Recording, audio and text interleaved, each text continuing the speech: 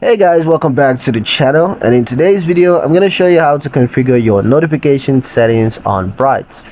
You want to control exactly how and when Bright notifies you.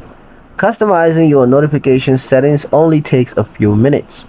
First you got to do is open the Bright app and log into your account using your credentials. Once you're in, tap on your account profile icon, or you can just go to the settings tab at the bottom of the screen. Scroll down and then select notifications.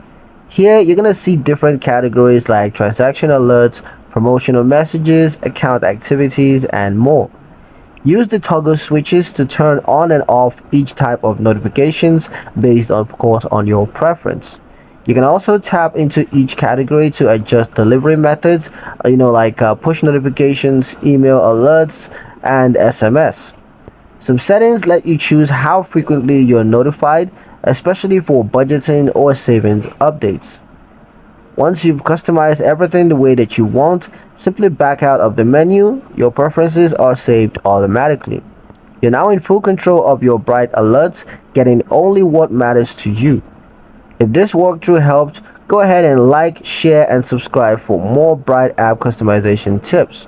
Thank you guys for watching, and I'll see you in the next one.